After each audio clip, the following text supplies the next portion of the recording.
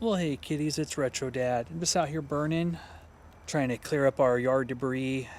Unfortunately, had to burn some Nintendo Powers, including the Turtles issue, which is actually pretty rare, all because it fell apart. Got the poster out of it, but it's kind of sad to see him go. Had to burn another one too. I think it was like issue 62, which is disappointing. So just out here just burning. Decided to do a different kind of video. You know, let's just relax and we'll talk about gaming after this.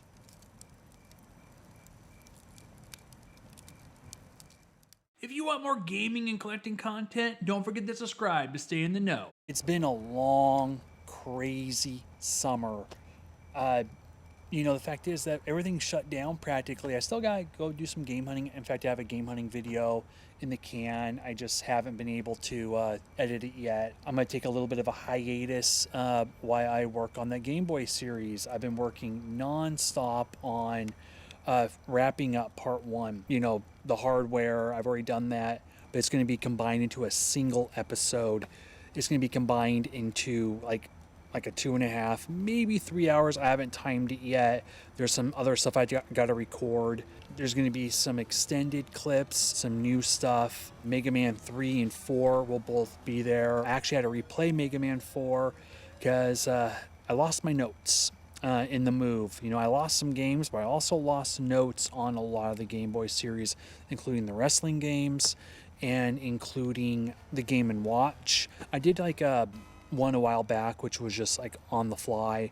It was just I'm gonna talk about Game and Watch. I was in my car because I had to leave for some reason, so I brought it with me. So let me explain how come the Game & Watch video has never been released until now. I'm not sure when the video was recorded. It was uploaded late October, but I think it was recorded either late September or early October. I was also recording some other footage at this time, like the Castlevania Memories. Unfortunately, another video has not been released. Maybe this year I have to go back and look at the footage. I was never entirely happy with this footage because it was incomplete.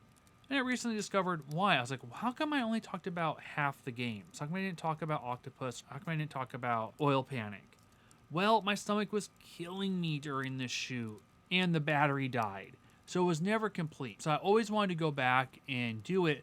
Plus, I didn't want to do a car video for the bonus video. I wanted to just do I'll just do a traditional VO video. And I never got back to the Game and Watch, but here's what was exported a couple years ago, and so I'm going to include it on this video as a little bonus. So this is an incomplete or half of the Game and Watch video.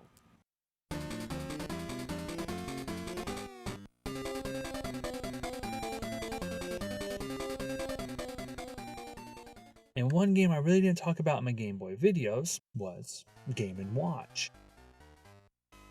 What's cool about the Game & Watch gallery, it actually has 4 games from the Game & Watch series. Manhole, Fire, Octopus, and Oil Panic.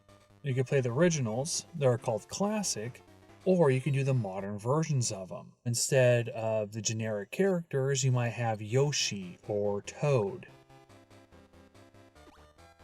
In Manhole, your object is to help people cross the path safely. You have to plug in the blank spaces. If they fall in, they get mad, and you can only miss so many.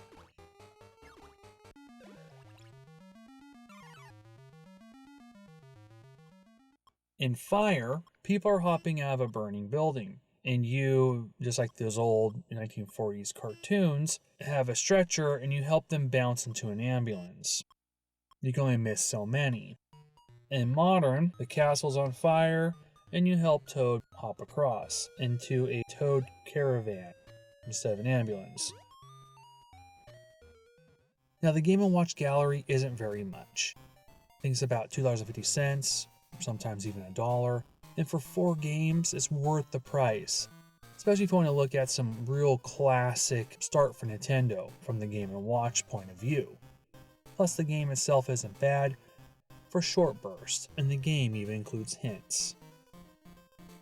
That's it for this bonus kind of Game Boy video. I just wanted to talk about the Game & Watch.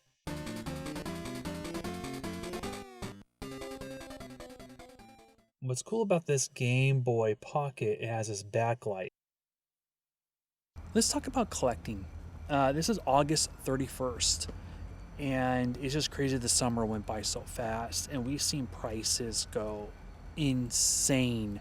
Not just for GameCube, everything. Common NES games are more expensive than they were 7, 8 months ago. Finally gonna do a sequel to Is the NES Still Worth Collecting? I've been working on it several times, and every time I'm like, okay, I'm gonna get it ready, then the prices change. So I'm finally just gonna probably do it 1 month because the prices kept changing all the time. And I also tried to do another one about just prices. I haven't done a prices video in a long time. I was gonna do one. But it's just insane what prices have gone up to.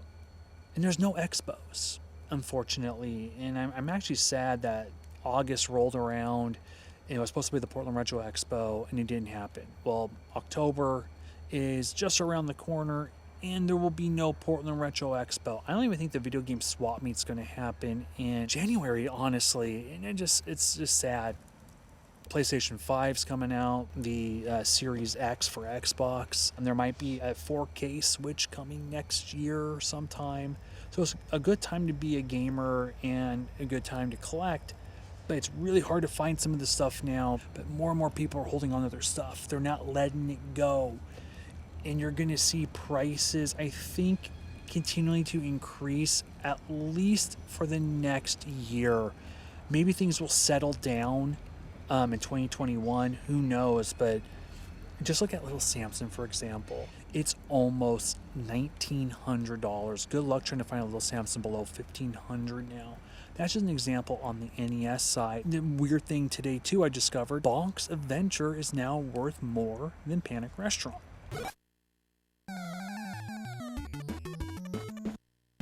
I just wanted to do like a really fast video, kind of like an outro to the summer. For So Wrong's Retro Collecting or the Retro Dad Show. It's been crazy. I've been doing house projects nonstop, trying to get the basement up and running. My wife now works from home, so I have to share the office/game room. And as I'm only getting my office and my game room like half the time like I used to. The One-Up Arcade is kind of crazy. I got that Marvel unit, and now they do the Street Fighter versus Capcom unit or Marvel versus Capcom. I'm like, what? Come on, how come you couldn't include that in the other Marvel ones? It's like, that's the game I wanted on there, at least part 2.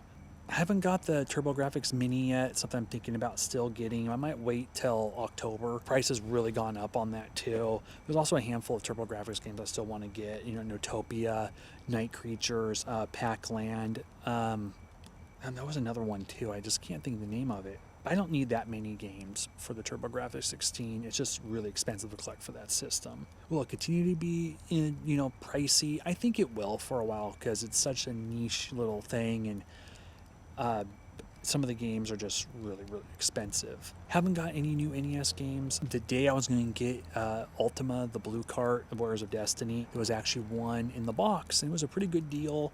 And eBay did not let me know, hey, the seller's willing to give it to you for like $70. What was the, price of the cart? It was gone. Yeah, I have such a backlog on my games. I have no idea when I'll be able to get to them. I just got a couple more for the PlayStation 4 and Xbox One. I need to start making a schedule when I can start playing, but when you're doing videos and doing content and house projects, you're supposed to have family time and everything and work. It just doesn't leave a lot of time. So be patient if you don't see a lot of content in the next month. Oh my gosh, hold on. Sorry, I got distracted. Well, guys, thank you so much for watching. Have fun. Go game. See you later.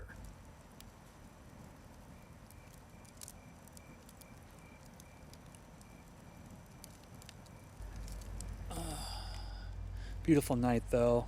Good way to end August.